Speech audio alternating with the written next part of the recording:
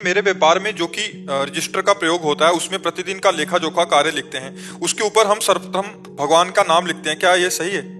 अब उस नाम को अगर बाद में अमनिया करके यमुना जी पहुंचावे, गंगा जी पहुंचावे या मतलब भाई जैसे वो काफी समय तक तो रखी रहती हैं, 2 साल 4 साल 5 साल, उसके बाद फिर अभी तो वैसे रखी हूं तो उनका मतलब आग लगा सकते हैं या फाड़ के। हाँ, ऐसा कर सकते हैं। आप भगवान का स्वरूप है अग्नि, आप ऐसा, क्योंकि हमारी प्रार्थना है कि आप लोग सावधान सब रहें, भगवान के रूपों का, भगवान के नाम का अपमान न हो। जैसे लोग नाम छपवा देते हैं, ऐसे गली कूचे में पड़े रहते हैं कार्ड, ऐसे भगवान का नाम लिख दिया झोला में, थैली में, और वो सब ऐसे मान लो रद्दी कागज में आपने बही खाते बेच दिए तो फिर अपमानित होगा ना। इसीलिए ग्रंथ का सम्मान करो, भगवान के रूप का सम्मान करो, चित्र का सम्मान करो, नाम का सम्मान करो, तो भगवान देख रहे ना, उसी से मंगल होता है। मंगल भवन की कृपा भगवान। देखो हमारे यहाँ यही बहुत असावधानियां हो रही हैं कि अपने नाम रोशन के लिए भगवान की छवियां पोस्टर में लगाकर और अपनी दुकान चलाने के लिए भगवान के नामों का प्रयोग कर, यहाँ तक कि जैसे छोटी मोटी वस्तुएं खाने पीने की हैं उनमें भी नाम भगवान, तो जैसे कई तरह के ऐसे भगवान नामों का प्रयोग है, तो संभाल करके हमारे धर्म का विषय है। हम अपने धर्म को पहचाने, हम अपने धर्म को बहुत सस्ता ना समझें, अपने धर्म का अपमान स्वयं न, ये धर्म का अपमान है। हमारे मान लो पोस्टर में लगा दिया भगवान की छवि, इसके बाद जब पोस्टर उखाड़ के फेंका तो गिर जाता है ना। अब कोई उसे भगवान के रूप में थोड़ी देखता है, तो हम ऐसे चाहिए बहुत सावधानी रखें। भगवान नाम, भगवत रूप, इनको संभाल कर पूजनीय भाव से हम रखें। ऋषिकेश दास जी गुजरात से। श्री हरिवंश राधे राधे महाराज जी, दंडवत प्रणाम। महाराज जी, किसी भी शास्त्र को पढ़ने, समझने, जीवन में उतारकर उस शास्त्र का साक्षात्कार करने के लिए आवश्यक बातें कौन सी हैं? पहला ब्रह्मचर्य, दूसरा गुरुजनों का दृढ़ आश्रय, तीसरा भगवत स्मृति परायण, चौथा अभिमान ना दैन्यता, पांचवा पूर्ण समर्पित होकर भगवत शास्त्र का स्वाध्याय करना। मेरे में मति नहीं है, आप स्वयं प्रकाशित होकर हमें समझाइए। अगर ब्रह्मचर्य ठीक नहीं है, शास्त्रों का अर्थ, तभी तो उल्टा सीधा बोलते रहते हैं लोग, नहीं प्रवचनों में उल्टा सीधा बोलते रहते, क्योंकि ब्रह्मचर्य ठीक नहीं है, गुरुजनों का आश्रय दृढ़ नहीं है, स्वयं गुरु बन बैठे, गुरुजनों का आश्रय दृढ़ नहीं है, अहंकार है, विद्या का अगर अहंकार है तो फिर शास्त्र का अर्थ उल्टे ही समझ में आएगा।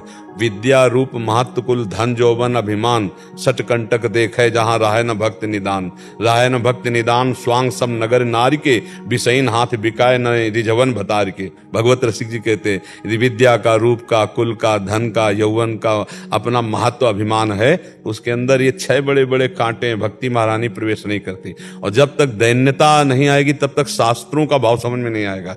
शास्त्रों के लिए ब्रह्मचर्य, अहंकार का त्याग करके दैन्यता, और इसके लिए गुरुजनों का दृढ़ आश्रय।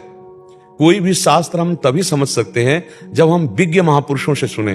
प्रथम सुने भागवत भक्तमुख भगवत वाणी, जो भगवत स्वरूप महात्मा जन हैं, जिन्होंने शास्त्रों के एक एक शब्द का स्वाद लिया है और साक्षात्कार किया है, वो जब बोलेंगे, उनके मुख से सुनेंगे, तब शास्त्र का रहस्य हमारे हृदय में प्रकाशित होता है। तो अहंकार रहित होकर दैन्य भाव से गुरुजनों का आश्रय लेकर के शास्त्र को उस समय साक्षात भगवान का स्वरूप मानकर स्वाध्याय किया जाए, तो शास्त्र ही तुम्हारी बुद्धि में बैठ करके वो अपना अनुभव करा देगा।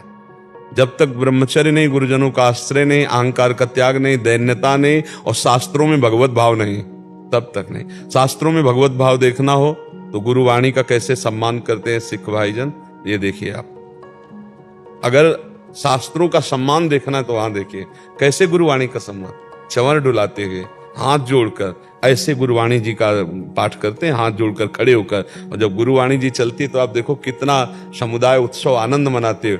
हम अपने ग्रंथों को, अपनी सद्वाणियों को कैसे विचार करके देखिए कि मतलब कैसा आदर का, ऐसे पढ़ा ऐसे रख दिया, वस्त्र के द्वारा आवेष्टित भी नहीं है और किसी वस्त्र का आसन भी नहीं दिया, तो भला शास्त्र उसके हृदय में स्फुरित होगा, शास्त्र का भाव स्फुरित होगा। तो शास्त्र तभी समझ में आते हैं। श्री सुखदेव जी एक बार केवल भगवान व्यासदेव जी ने पढ़ा, सब याद हो गया, क्योंकि बाल्यावस्था से बैरागी, ब्रह्मचारी और भगवत स्वरूप में स्थित। तो शास्त्र सब भगवत स्वरूप है। आजकल जो त्रुटियां हो जाती हैं उसके यही कारण है, ब्रह्मचर्य की हानि, गुरुजनों के प्रति दृढ़ आश्रय नहीं, अहंकार का त्याग नहीं, दैन्यता ने, शास्त्रों को भगवत स्वरूप न मानना। इन कारणों से शास्त्रों का रहस्य, शास्त्र बहुत गुप्त है, शास्त्र जैसे कहता है कि आप उत्तर की ओर चलो, अब इसके बाद जो मुड़ना है वो नहीं बोलेगा, वो गुरु बोलेगा कि उत्तर की तरफ से पश्चिम की तरफ मुड़ना, फिर सामने जाकर फिर उत्तर की तरफ चलना है। अब वो सीधा उत्तर की तरफ चलेगा नहीं पाएगा, शास्त्र का रास्ते नहीं। जैसे पहले राजा लोग अपनी संपत्ति को छुपाने के लिए भूल भुलैया का मार्ग रखते थे और इसके बाद वो संपत्ति का स्थान रखते थे, तो उस मार्ग को वही पार कर सकता है जो उसका ज्ञाता है, अन्यथा वो घूमता रहेगा, वो संपत्ति तक नहीं पहुंच पाएगा। तो जो रसमय ग्रंथ हैं, जो भगवत स्वरूप ग्रंथ हैं, इसके आचार्य और गुरुदेव ही ज्ञाता हैं। अगर उनके चरणों में उनकी आराधना करके तो आप संपत्ति तक पहुंच पाएंगे, शब्द ब्रह्म का अनुभव कर पाएंगे। नहीं तो आप केवल ऐसे बोलते रहिए, ना आपको समझ में आएगा और ना दूसरों की समझ में आएगा। वो बस बैठे हैं, बस सुन के चल दिए, आप सुना दिए, और अंतर ना आप में पड़ा ना सामने वाले में पड़ा, क्योंकि आपने अनुभव ही नहीं किया। अनुभव गम में भजै जय संता, जब अनुभव करके बोला जाता है तो फिर ऐसे मौन रहे, बोले ना, जब बोले तो हृदय की ग्रंथि खोले, तब माना गया कि शास्त्र का स्वाध्याय हुआ है। वो तभी होगा जब हमारा निरंतर भगवत चिंतन दैन्य भाव से, गुरु चरण आश्रय बहुत आवश्यक है। और आजकल सबसे ज्यादा घाटा इसी बात का हो रहा है कि गुरु चरणों का आश्रय नहीं रखा जाता। अहंकार इतना प्रबल हो जाता है कि हम स्वयं बहुत जल्दी अपना प्रचार प्रसार करते हुए सिद्ध बनना चाहते हैं, इससे बहुत बड़ी हानि हो जाती है। गुरु चरणों की दास्ता के बिना ना पाई है बिन स्वामी अकेले, यहां तक लिख दिया विपिन बसत बैराग जित जो लड़काई खेल। अगर वृंदावन वास कर रहा है, बड़े तपस्वी है, बड़ा बैरागी है, लेकिन स्वामी जी महाराज के चरणों का आश्रय नहीं लिए, आचार्य गुरुजनों का आश्रय नहीं लिए, तो ना पाई है, ना पाया है और ना आगे पाएगा। बिन स्वामी अकेल, ये इसीलिए गुरु चरण। आप उपनिषदों को देखो पढ़ के, 12-12 वर्ष केवल सेवा करवाई और इसके बाद एक शब्द बोल दिया, तुम प्राण नहीं हो, तुम मन नहीं हो। छांदोग्य उपनिषद में देखो, तब वो चिंतन किया। तो ये 12 वर्ष सेवा क्यों करवाई? अधीनता, गुरु की अधीनता आई कि वस्तु का प्रकाश हो गया। तो शास्त्र तभी समझ में आते हैं जब गुरु प्रसन्न हो, गुरु की अधीनता हो। यहां तक वर्णन आया कि पढ़ाया भी नहीं, चारों वेद स्फुरित हो गए। आपने पढ़ा होगा महाभारत में, आप पढ़कर देखिए, ऐसे महापुरुषों के चरित्र आते कि पढ़ाया भी नहीं गुरु ने। और सामवेद आदि जितने वेद है, ऋग्वेद, यजुर्वेद, अथर्ववेद, सामवेद, ये चारों वेद उसके हृदय में अरे गुरु महिमा बड़ी अमोघ है। गुरु चरण आश्रित होकर के सब बात बन जाती है, अहंकार का भी नाश हो जाता है, संयम नियम भी बन जाता है। और आज का जो समय चला है ब्रह्मचर्य के लिए बहुत हानिकारक है। इस समय ब्रह्मचर्य की सबसे ज्यादा हानि हो रही है। और बिना इंद्रिय संयम के, फिर नरसिंह मेहता जी कहते काछ वाछ मन निश्चल राखे, धनी धन जननी तेरी रे, लंगोटी का पक्का, जवान का पक्का और मन का पक्का, तभी वो माया पर विजय प्राप्त करता है। काछ वाच मन निश्चल राखे, धन धन जननी तेरी रे, बड़ नर सैया दर्शन पावा। बोले ऐसे बड़े भाग्य जो ऐसे के दर्शन हो, लंगोटी का पक्का, जवान का पक्का और मन का पक्का। ये 3 बात है, ये 3 बात का सन्यासी है जो वाणी से मौन का आश्रय लिए, शरीर से निष्क्रियता को प्राप्त हो रहा है और मन से संकल्प रहित, वही परम सन्यासी है।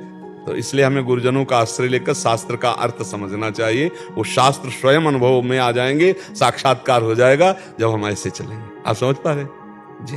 डॉक्टर सत्या सारस्वत जी आगरा से।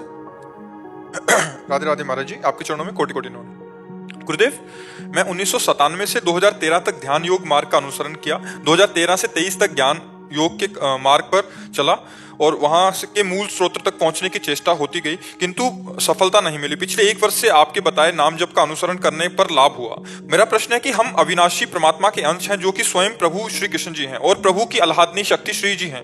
तो हमें कभी कभी आनंद का भाव नाम जप में मिलता है, क्या वो श्री जी का कृपा प्रसाद होता है?